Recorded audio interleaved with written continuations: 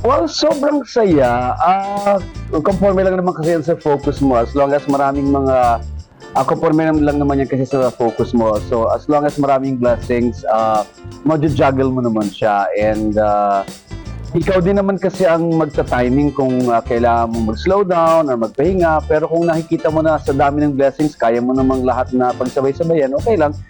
Pero kung hindi kaya pagsabay-sabayan, maha-half-cook yung iba. So, I know how to stop and I know when to pause. Well, say I'm corny but I don't have really any favorites sa lahat ng work ko kasi lahat sila paborito ko.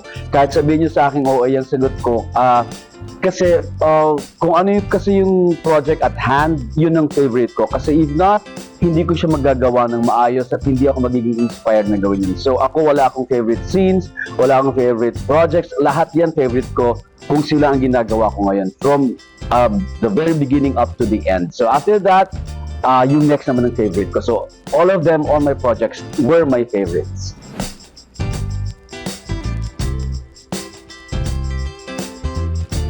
Wala kasi naman na isang artista lang na, kumbaga, lahat kasi ng artista para sa akin, may kanya-kanyang galing, no? May kanya-kanyang talino, may kanya-kanyang kakayahan na iba sa isa.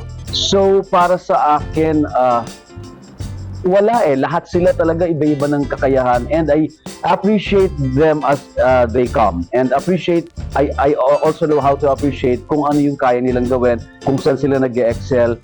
Hindi kasi ako mahilig mag-compare ng tao. I do not really do that. So tell me I'm corny pero mas ganun ako. So lahat ng nakatrabaho ko, gagawin kong lahat para mag-jive yung aming capabilities, mag-jive yung aming talent, yung kakayahan namin para mag-work yung buong project sa aming dalawa. So usually doon ako nag-work kung saan kami pwedeng angulo or aspect na magkasundo at para maging successful yung aming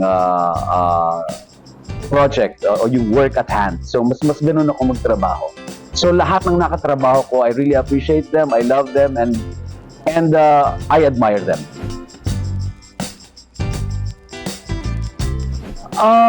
Well, honestly speaking kasi, there is really a bigger reason why, well, sabihin mong medyo filosofiya na to, na mayroon kasing mas malaking dahilan talaga kung ba't naman natin ginagawa ito.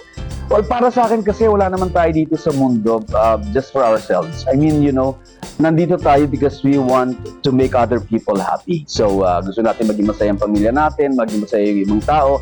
Kung ano yung masishare natin na wala yung iba at meron tayo. So mas nakikita ko yung purpose ko kasi na ganun so lahat ng ginagawa ko is actually this is just a service kung paano natin mapapasaya ang mundo, paano natin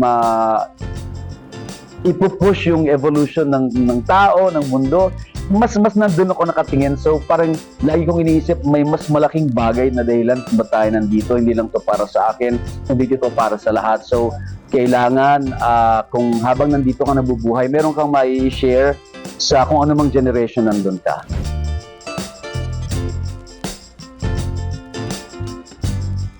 Sobrang excited kasi isa talaga sa mga sa bucket list ko ang magkaroon ng isang show, especially game show. Talagang hindi ko siya pinuntahan yung ambisyon, hindi ganun pero gusto ko lang, matagal ko nang gusto na para makapagpahinga ako sa ginagawa kong mga seryoso, gusto kong magkaroon ng hosting at mas gusto ko talaga ang game show kasi masaya, bukod sa nagpapasaya ka ng tao, nagbibigay ka ng premyo, so you're not just making other people happy but you're actually helping them kung ano man ang pwede mong maitulong sa kanila. Well, sa aspect ng mga prizes or siguro monetary. So, ang saya-saya na nagiging channel ka para hindi lang makapagpasaya kundi makatulong sa kapwa mo. So, sobrang para sa akin. This is a dream come true. So, sobrang saya ko and I'm really thanking everyone na nakita nila na pwede ako dito and nagpapasalamat din ako dahil pinakinggan ako dun sa aking prayer na magkaroon ng ganitong klase ng show. I-name ko ba siya? Hindi naman. ambisyon ko ba siya? Hindi naman, pero gusto ko siya. Talagang gusto ko magkaroon and nangyari. So I'm really so happy and so blessed. I feel so blessed.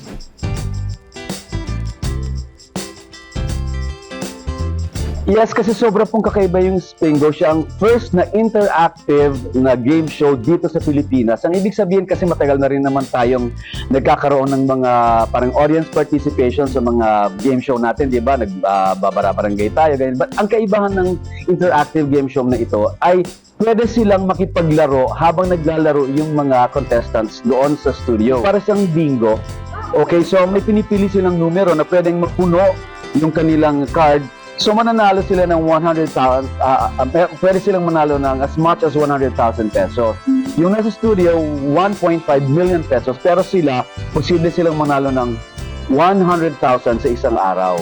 Para sa akin kasi, kakaiba to kasi ang Pilipino mahilig din sa bingo. At the same time, hindi siya sobrang mind game. Ito ay parang fun game lang kasi mga trivia lang naman yung mga sasagutin mo tungkol sa mga artista, tungkol sa pelikula, tungkol sa mga personalities, ano yung mga naging popular na mga theme song, mga pop culture. So, maraming ganun. So, masaya. Sobrang saya. Sa atin po ito, sobrang saya. First time sa Philippines. Samahan niyo po kami. Samahan niyo po ako. Aasahan ko po kayo.